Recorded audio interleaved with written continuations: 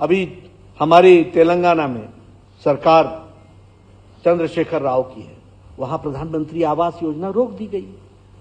छत्तीसगढ़ में कांग्रेस की सरकार है ना, कांग्रेस की सरकार। कांग्रेस का ही मंत्री आरोप लगा रहा है कि प्रधानमंत्री आवास योजना में वहां घपला हुआ है। उसी तरीके से आप देखिए राजस्थान में कांग्रेस की सरकार है, दिया कुछ नहीं, लेने का काम किया। भामाशाह योजना रोकी, अन्नपूर्णा दूध योजना रोकी, भैरव सिंह शेखावत अंत्योदय स्वरोजगार योजना रोकी। यानी जहां जहां कांग्रेस की सरकार है वहां जनता को दी जाने वाली स्कीमों को रोकने का काम कांग्रेस पार्टी का होता है। यही काम करते हैं, आपस में झगड़ेंगे और जनता को चीजों से वंचित करेंगे। यह हमको समझ लेना चाहिए, यह हमको ध्यान रखना चाहिए।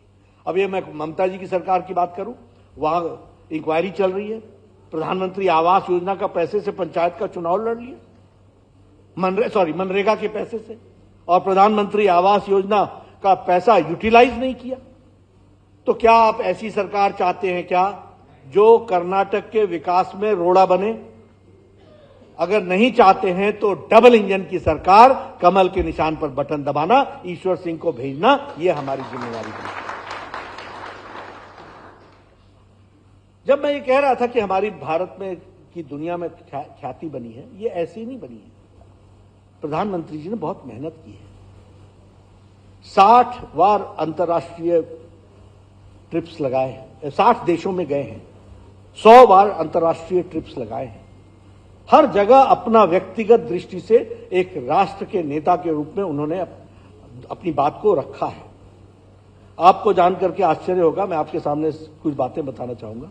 हमारा पड़ोस है नेपाल, 17 साल तक कोई प्रधानमंत्री नहीं गया। हमारा पड़ोस है श्रीलंका, 27 साल से कोई प्रधानमंत्री नहीं गया। भूटान सबसे पहले प्रधानमंत्री जी गए, और इजराइल वोट बैंक पॉलिटिक्स के कारण यूपीए की सरकार नहीं जाती थी, लेकिन हम प्रधानमंत्री इजराइल भी गए, मंगोलिया भी गए, और देश को दुनिया में जिस तरीके से स्थापित किया वो आप सबको मालूम है। आज हमारे 22,000 बच्चे जो यूक्रेन में पढ़ रहे थे, उन सबको सुरक्षित वापस लाया कि नहीं लाया? किस प्रधानमंत्री ने पुतिन से बातचीत की होगी? ये नरेंद्र मोदी जी हैं, जिन्होंने पुतिन को कहा कि लड़ाई रोकिए, और ज़ेलेंस्की से कहा कि लड़ाई रोकिए, और तिरंगा झंडा लेकर के 22,000 बच्चे वहां से सुरक्षित अपने अपने घर पहुंचे। ये हमारे,